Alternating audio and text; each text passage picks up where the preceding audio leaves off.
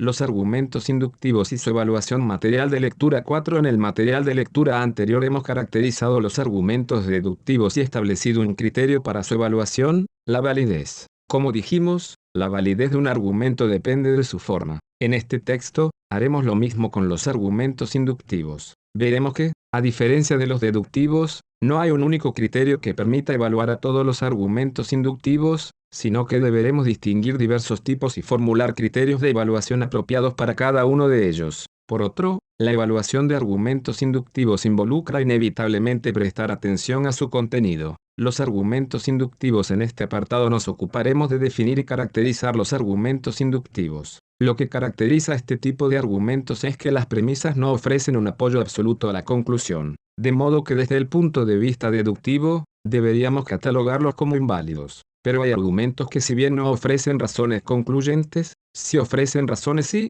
más aún, hay argumentos que ofrecen buenas razones. Por eso, al hablar de argumentos inductivos, no hablaremos de validez, sino de argumentos buenos o malos, fuertes o débiles. En sentido estricto, todo argumento inductivo es inválido, pues la verdad de las premisas no garantiza la verdad de la conclusión. Punto y coma. Sin embargo, hay razonamientos inductivos que son buenos o fuertes. A diferencia de lo que ocurre con la validez, la fortaleza de un argumento inductivo no puede plasmarse en un criterio unívoco tal que frente a cualquier argumento de este tipo, podamos responder si es fuerte o débil, bueno o malo. La fortaleza es una cuestión de grado, hay argumentos más o menos fuertes. Por otra parte, es posible reconocer diferentes tipos de argumentos inductivos y cada uno de ellos obliga a considerar criterios específicos. A continuación, distinguiremos y caracterizaremos a los argumentos inductivos por analogía, por enumeración incompleta y a los silogismos inductivos. Ofreceremos, luego, criterios de evaluación para cada uno.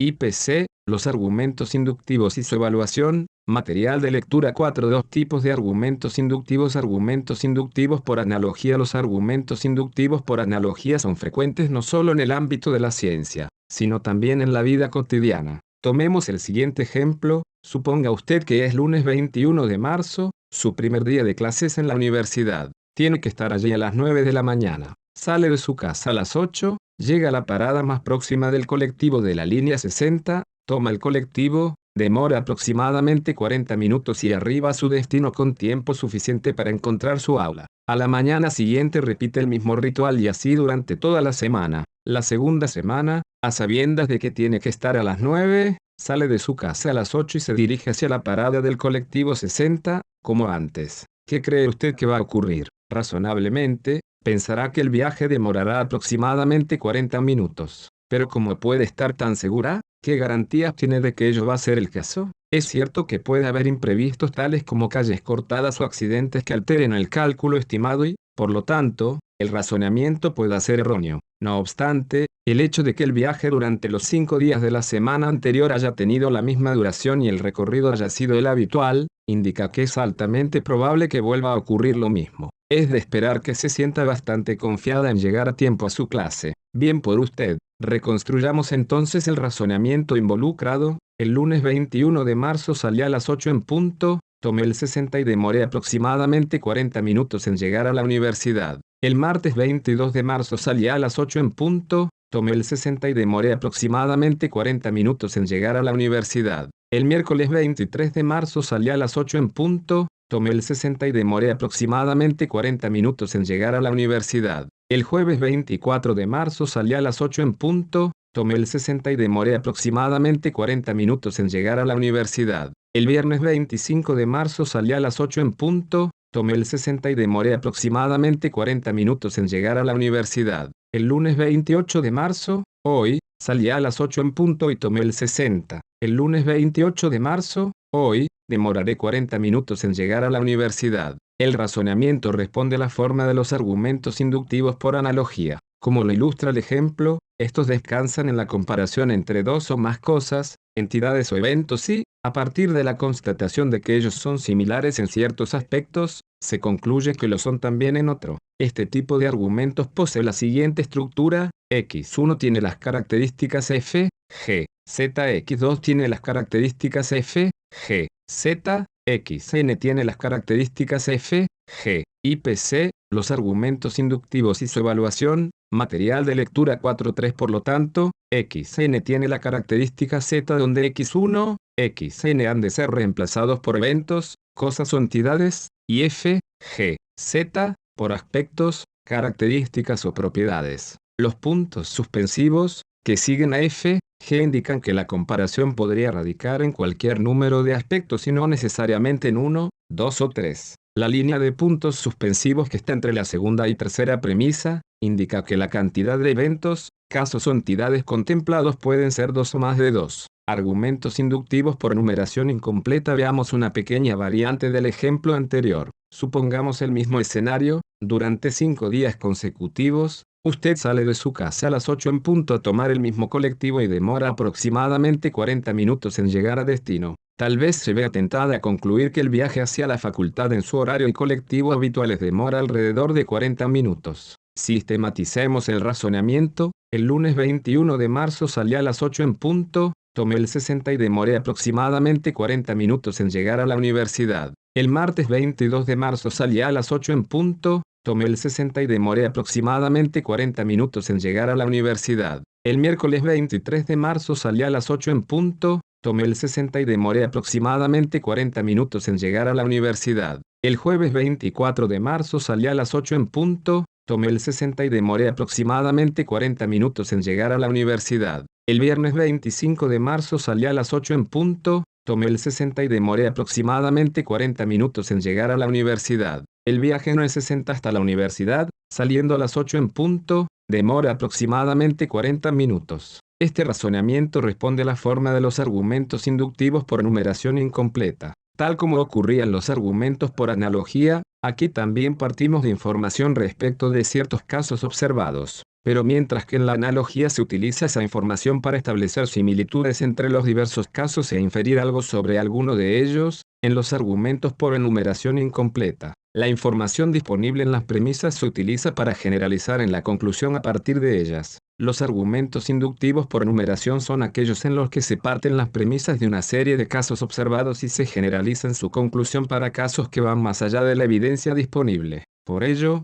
dichos argumentos no logran establecer su conclusión de modo concluyente. IPC, los argumentos inductivos y su evaluación, material de lectura 4.4. La estructura de estos argumentos suele formularse del siguiente modo: X1 es Z, X2 es Z, X3 es Z, Xn es Z. Por lo tanto, todos los X son Z. Con todo lo dicho, estamos en condiciones de reconocer si un argumento inductivo es por analogía o por enumeración incompleta. Consideremos los siguientes ejemplos. 1. La leche es un lácteo y aporta cantidades significativas de calcio. El queso es un lácteo y aporta cantidades significativas de calcio. El yogur es un lácteo. El yogur aporta cantidades significativas de calcio. 2. La leche es un lácteo y aporta cantidades significativas de calcio. El queso es un lácteo y aporta cantidades significativas de calcio. El yogur es un lácteo y aporta cantidades significativas de calcio. Todos los lácteos aportan cantidades significativas de calcio. 3. Miguel tiene grupo sanguíneo 0,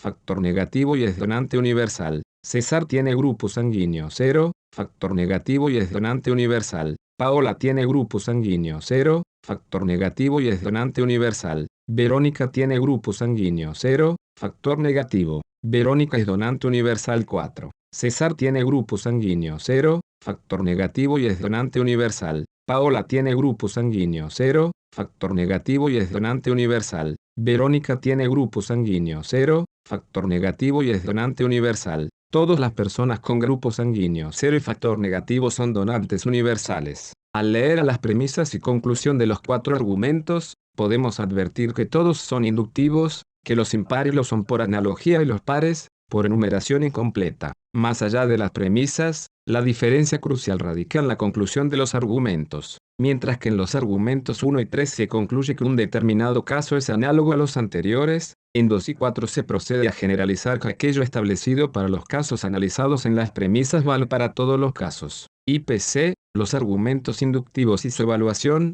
material de lectura 4.5. Silogismos inductivos. Abordaremos un último tipo de argumento inductivo, el silogismo inductivo. Nuestra presentación no es exhaustiva, pero incluye aquellos tipos de argumentos inductivos que consideraremos a lo largo de la asignatura. Veamos un ejemplo. Supongamos que leemos en el diario que, de acuerdo con las estadísticas realizadas el último año, la mayoría de los egresados de la Universidad de Buenos Aires consiguen trabajo rápidamente. Nuestra amiga Jimena se acaba de recibir de licenciada en Comunicación Social y está inquieta por su futuro laboral. Al leer el diario, seguramente pensemos que es una buena idea comentarle el contenido del artículo. ¿Por qué? La respuesta obvia sería, porque ella estudió en la UBA. Esto es cierto. Este último dato, junto con la información provista por el diario, aporta ciertas esperanzas. ¿Puede Jimena descansar tranquila pensando que todo está resuelto? Sin duda que no. Los datos señalan que la mayoría obtiene empleo rápidamente, no que todo lo hacen. Sin embargo, sin duda también, la información la habrá de dejar un poco más tranquila. Podríamos reconstruir el razonamiento o argumento del siguiente modo: la mayoría de los egresados de la Universidad de Buenos Aires consiguen trabajo rápidamente. Jimena es egresada de la Universidad de Buenos Aires. Jimena conseguirá trabajo rápidamente. Nuevamente, se trata de un razonamiento o argumento inductivo. La conclusión no se sigue necesariamente de las premisas, pero éstas sí le confieren cierto apoyo. Es un caso de silogismo inductivo. La estructura general de este tipo de argumentos inductivos puede delinearse del siguiente modo: el n%, o la mayoría, o muchos, de los f son g, x es f. Por lo tanto, x es g. A diferencia de lo que ocurre con los argumentos inductivos por enumeración, los silogismos inductivos no generalizan en la conclusión partiendo de premisas menos generales, sino la inversa. En estos argumentos, una de las premisas posee la forma de una generalización estadística o probabilística y la otra subsume un caso en dicha generalización, para concluir que dicho caso cumple con aquello establecido por la generalización. Tal como vimos en el material de lectura 2, las generalizaciones estadísticas pueden entenderse como estableciendo la frecuencia relativa de dos propiedades, la de ser f y la de ser g, es decir, establecen qué porcentaje, o, cuantitativamente, qué cantidad, de los f son g o cuál es la probabilidad de que un f sea g. A modo de cierre de esta presentación de los argumentos inductivos y sus diversos tipos, consideremos los siguientes ejemplos. IPC, los argumentos inductivos y su evaluación, material de lectura 4.6. Estamos ahora en condiciones de determinar, para cada uno de ellos, si se trata de un argumento deductivo, inductivo por analogía, inductivo por enumeración incompleta o de un silogismo inductivo. 1. La mayoría de los peces tienen escamas. El salmón es un pez. El salmón tiene escamas. 2. Todos los peces tienen escamas. El salmón es un pez. El salmón tiene escamas. 3. El atún es un pez y tiene escamas. El dorado es un pez y tiene escamas. El salmón es un pez y tiene escamas. Todos los peces tienen escamas. 4. El atún es un pez y tiene escamas. El dorado es un pez y tiene escamas. El salmón es un pez. El salmón tiene escamas. Lo primero que deberíamos preguntarnos en cada caso es si el argumento es deductivo o inductivo, esto es, si las premisas ofrecen razones concluyentes o no. Solo el segundo ejemplo es un caso de argumento deductivo. Más aún, se trata de un caso de la forma que en el material de lectura anterior identificamos como instanciación del universal. Los otros tres argumentos son inductivos. La verdad de las premisas no garantiza la verdad de la conclusión, aunque, tal vez, la hace plausible. El ejemplo 1 es un caso de silogismo inductivo, pues posee una generalización estadística como premisa y procede a subsumir un caso en ella. El ejemplo 3 generaliza en la conclusión aquello afirmado para algunos casos. Se trata de un argumento inductivo por enumeración incompleta. Por último, el ejemplo 4 es un caso de argumento por analogía. La evaluación de argumentos inductivos. Hemos visto que en los argumentos inductivos las premisas ofrecen apoyo parcial a la conclusión, de modo que no podemos juzgar estos argumentos con los mismos criterios que utilizamos con los deductivos. Cuanto mayor sea ese apoyo, más fuerte será el argumento, y a la inversa, cuanto menor sea el apoyo, más débil será el argumento. En otras palabras, dada la verdad de las premisas, la verdad de la conclusión será probable, más o menos probable, y siempre subsistirá la posibilidad de que las premisas sean verdaderas y la conclusión falsa. Por más fuerte que sea un argumento inductivo, la conclusión no queda establecida de modo concluyente como se ocurre en los argumentos deductivos que, por lo mismo, son IPC, los argumentos inductivos y su evaluación, material de lectura 4.7. Argumentos válidos. Sin embargo, hay mejores y peores argumentos inductivos y será nuestra tarea delinear algunos criterios. Disponer del criterio de preservación necesaria de verdad en el caso de los argumentos deductivos nos permitía diferenciar los argumentos en válidos e inválidos. Pero en los argumentos inductivos, la fortaleza de un argumento se presenta en grados. De lo que se trata, entonces, es de determinar cuán fuerte es un argumento, y los criterios variarán según el tipo, por analogía, por enumeración o silogismo inductivo. Por otra parte, para la determinación de la validez de un argumento deductivo bastaba con atender a su forma. No ocurre lo mismo con los inductivos, deberemos prestar particular atención al contenido para determinar qué tan fuerte o débil es el argumento. Recordemos que evaluar los argumentos involucraba dos cuestiones. 1. ¿Logran las premisas ofrecer apoyo a la conclusión? ¿En qué grado lo hacen? 2. ¿Son las premisas verdaderas? ¿Qué tan confiables son? Según vimos, en el caso de los argumentos deductivos,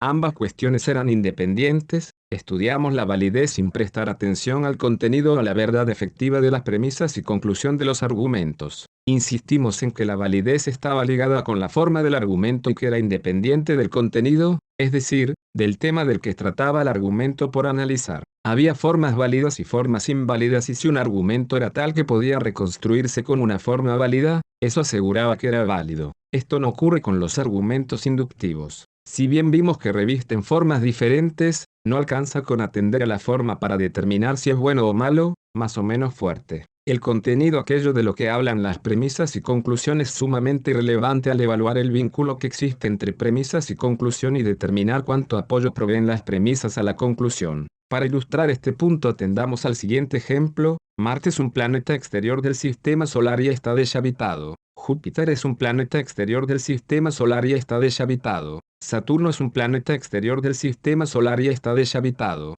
Los planetas exteriores del sistema solar están deshabitados. Y consideremos otro con estructura semejante. La casa de Adriana está situada en La Plata y está deshabitada. La casa de Nicolás está situada en La Plata y está deshabitada. La casa de Jorge está situada en La Plata y está deshabitada. Las casas de La Plata están deshabitadas. Seguramente ya sospeche que la evaluación de uno y otro argumento no puede ser la misma. Esto es, si bien ambos argumentos tienen la misma forma, la de un argumento inductivo por enumeración, y contemplan exactamente el mismo número de casos para generalizar a partir de ellos, no se trata de argumentos igualmente buenos. Ofrecen el mismo apoyo las premisas del primer argumento a su conclusión que las del IPC, los argumentos inductivos y su evaluación. Material de lectura 4-8 segundos a la suya. Resulta sensato responder negativamente. Las premisas del primer argumento ofrecen mayor apoyo que las del segundo. ¿Por qué? Porque el primer argumento trata sobre planetas del sistema solar y el segundo,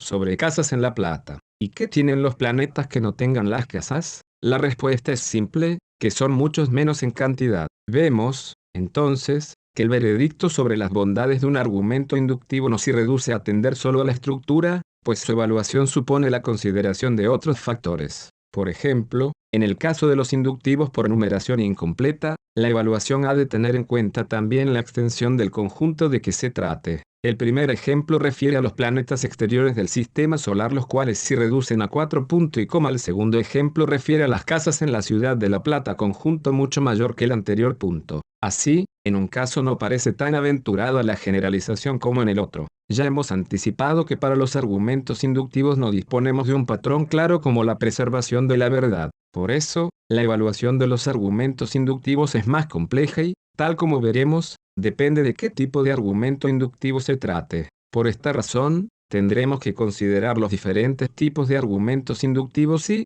para cada uno de ellos, ofrecer algunos criterios para su evaluación y, consecuentemente, para su crítica. Los criterios que proponemos distan de ser exhaustivos, pero son suficientes para los propósitos introductorios de este libro. Insistimos en que, si bien nuestra atención se centra en el vínculo entre premisas y conclusión, los argumentos inductivos también pueden ser criticados desafiando la verdad de las premisas. Evaluación de argumentos por analogía. Hay mejores y peores argumentos por analogía, más o menos fuertes, y ello depende de diversos factores. En lo que sigue mencionaremos algunos de ellos. Tomemos el siguiente ejemplo. En él se infiere algo respecto de un evento futuro sobre la base de cierta analogía con eventos acontecidos en el pasado. 1. Durante cada día de la última semana, Félix ha comprado vegetales en la verdulería Todo Verde y estos resultaron muy buenos. Hoy Félix comprará vegetales en la verdulería Todo Verde. Probablemente, los vegetales resulten muy buenos. En este ejemplo se establece una analogía entre los vegetales que fueron comprados y los otros que se obtendrán.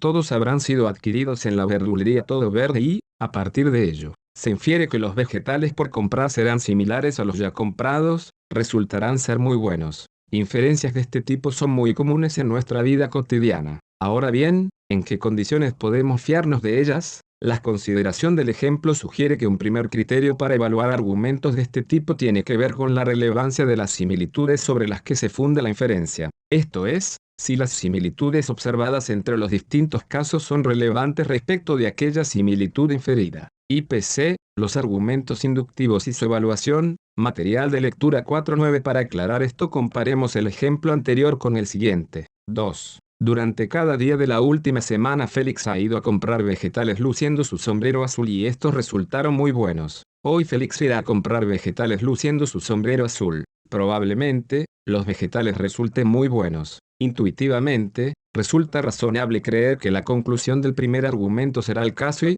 seguramente, guardemos algunas reservas respecto de la conclusión del segundo. El argumento presentado en el segundo ejemplo es más débil que el primero, y la razón de ello radica en que parece razonable suponer que la elección de una verdulería determinada es relevante en la calidad de los vegetales adquiridos, mientras que la elección de un vestuario específico no garantiza nada respecto de la calidad de los vegetales que podamos adquirir luciendo dicho vestuario. Un primer criterio en la evaluación de los argumentos inductivos por analogía se funda en la relevancia del aspecto o los aspectos sobre los que se asienta la analogía. Lo que se pretende es que exista una genuina conexión entre las características compartidas en los distintos casos considerados y la característica adicional que se pretende atribuir al caso particular mencionado en la conclusión. Al considerar lo anterior, podemos mencionar un segundo criterio. Cuanto mayor sea el número de aspectos relevantes en los que los casos se parecen, más fuerte será el argumento. Nuevamente, es necesario insistir en que los aspectos que se citan han de ser relevantes con respecto a aquello que se quiere concluir. Para ilustrar este punto, volvamos al ejemplo 1. El argumento allí formulado no se vería fortalecido frente a nueva información que indicase que todas las veces que Félix fue a comprar a la verdulería en el pasado lo había hecho después de comerse una barrita de cereal y que hoy hará lo mismo. Nuevamente, esta nueva similitud no es relevante para la similitud que se pretende establecer. Sin embargo, si supiésemos que todas las veces que Félix ha comprado vegetales en el pasado, la verdulería acababa de recibir verduras frescas provenientes del mercado central y que hoy nuevamente ese será el caso, esta nueva información vuelve a la conclusión más probable. El argumento resultante es 3. Durante cada día de la última semana Félix ha comprado vegetales en la verdulería Todo Verde, luego de que recibieran mercadería fresca del mercado central y estos resultaron muy buenos. Hoy Félix comprará vegetales en la verdulería Todo Verde luego de que reciban mercadería fresca del mercado central. Probablemente, los vegetales resulten muy buenos. Esta nueva versión del argumento 1 es más fuerte, pues se basa en una mayor cantidad de similitudes relevantes entre los casos pasados y el caso futuro. A la inversa, cuanto más disímiles en un sentido relevante sean las instancias comparadas, más débil tenderá a ser el argumento. IPC, los argumentos inductivos y su evaluación, material de lectura 4.10. Así por ejemplo, 4. Durante cada día de la última semana Félix ha comprado vegetales en la verdulería Todo Verde luego de que recibieran mercadería fresca del mercado central y estos resultaron muy buenos. Hoy Félix comprará vegetales en la verdulería Todo Verde. Hoy ninguna verdulería recibió mercadería fresca por un paro de conductores de camiones en el mercado central. Probablemente, los vegetales resulten muy buenos. Es un argumento más débil que el original, pues cabe esperar que la diferencia introducida entre los casos pasados y el caso futuro de compra es relevante respecto de aquello afirmado por la conclusión. Un último criterio radica en la cantidad, ya no de aspectos en los que se asienta la analogía, sino de casos o instancias que se ofrecen como premisa. Podemos variar el argumento 1 y volverlo más fuerte, ejemplo 5, o más débil, ejemplo 6. 5. Durante cada día de los últimos 6 meses Félix ha comprado vegetales en la verdulería Todo Verde y estos resultaron muy buenos. Hoy Félix comprará vegetales en la verdulería Todo Verde. Probablemente, los vegetales resulten muy buenos. 6. Ayer Félix compró vegetales en la verdulería Todo Verde y estos resultaron muy buenos. Hoy Félix comprará vegetales en la verdulería Todo Verde. Probablemente, los vegetales resulten muy buenos. Podemos afirmar entonces que cuanto mayor sea la cantidad de casos o instancias que son similares en uno, o más, sentido, relevante, respecto de la característica que se pretende inferir, más fuerte será el argumento. En resumen, Los factores por tener en cuenta son: 1. Que las propiedades a partir de las cuales planteamos la analogía sean relevantes para la propiedad que inferimos. 2. Que mientras más aspectos compartan los casos analizados, más fuerte será el argumento.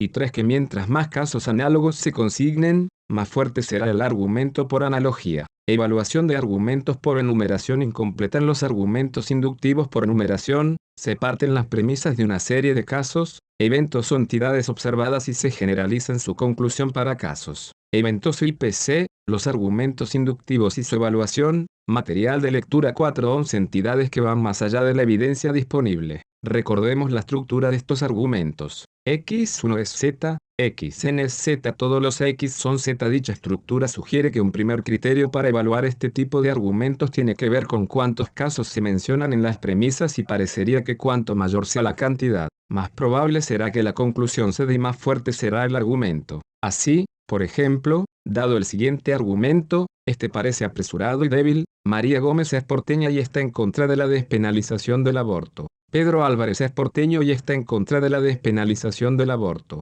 Francisco Godoy es porteño y está en contra de la despenalización del aborto. Todos los porteños están en contra de la despenalización del aborto. Por el contrario, un argumento que entre sus premisas contase con 1.000.000 de casos y concluyese lo mismo, sería tal que brindaría un mayor apoyo a la conclusión. Al igual que lo que ocurría con los argumentos por analogía, la evaluación de los argumentos por enumeración no puede reducirse a una mera cuestión de número. Más específicamente, no se trata solo de cuán grande sea la muestra, es decir, la cantidad de casos, sobre la que se basa la ulterior generalización, sino, también, de cuán representativa es esta respecto de la totalidad de la población. Un tipo de consideración fundamental en este tipo de argumentos es, precisamente, que la muestra base de la generalización sea representativa. Para que una muestra sea representativa no debe estar sesgada. Esto significa que cualquier elemento de la población por considerar tiene igual posibilidad de formar parte de la muestra. Si la selección de los casos considerados en las premisas es arbitraria, ello pone en cuestión la representatividad de la muestra y la fortaleza del argumento. Seguramente, consideraríamos más débil el argumento si el 1.000.000 de casos encuestados hubiesen sido realizados a fieles que salen de iglesias y templos de diferentes religiones, que si se hubiesen tomado al azar entre los habitantes de la ciudad de Buenos Aires. Evaluación de silogismos inductivos. A diferencia de lo que ocurre con los argumentos inductivos por enumeración, vimos que los silogismos inductivos no generalizan en la conclusión partiendo de premisas menos generales, sino la inversa. Ello quedaba reflejado en su estructura: el n%, o la mayoría, o muchos, de los F son G y PC, los argumentos inductivos y su evaluación, material de lectura 4:12. X es F, X es G en estos argumentos. Una de las premisas posee la forma de una generalización estadística, que según vimos en el material de lectura 2, establece la frecuencia relativa de dos propiedades, la de ser F y la de ser G, es decir, qué porcentaje, o, cuantitativamente, qué cantidad, de los F son G. Obviamente, cuanto mayor sea la frecuencia relativa, más fuerte será el razonamiento, la conclusión será más probable, dado a la verdad de las premisas. A la inversa, cuanto menor sea la frecuencia relativa, más débil será el argumento en cuestión. Así, por ejemplo, dado el siguiente argumento, las premisas parecen ofrecer un fuerte apoyo a su conclusión 1. El 95% de los pacientes que padecen de una infección causada por estreptococos se recuperan al ser tratados con penicilina. Jorge padece una infección causada por estreptococos y es tratado con penicilina. Por lo tanto, Jorge sí recuperará. Si el porcentaje de recuperación fuera de un 50%, seguramente mantendríamos ciertas reservas a la hora de inferir si Jorge se recuperará o no. Y si dicho porcentaje fuese solo del 2%, el argumento sería malo. El siguiente, que establece la conclusión contraria, habría de ser considerado fuerte. 2. El 2% de los pacientes que padecen de una infección causada por estreptococos se recuperan al ser tratados con penicilina. Juan padece una infección con estreptococos y es tratado con penicilina. Por lo tanto, Juan no se recuperará. Otro factor por tener en cuenta al evaluar argumentos de este tipo es que se ha de considerar el total de la evidencia disponible. Consideremos ahora el siguiente ejemplo. 3. La probabilidad de recuperación del tratamiento con penicilina de un paciente que padece una infección causada por estreptococos en una variedad resistente a la penicilina es casi nula. Jorge padece una infección con estreptococos en una variante resistente a la penicilina y es tratado con penicilina. Por lo tanto, Jorge no se recuperará. En la evaluación de este tipo de argumentos resulta crucial tomar en cuenta el total de evidencia disponible y, en particular, atender a aquella que resulte más específica. Si observamos esta indicación, a la luz de la información disponible a propósito de Jorge, habremos de considerar que el argumento 3 es sustantivamente más fuerte que el 1.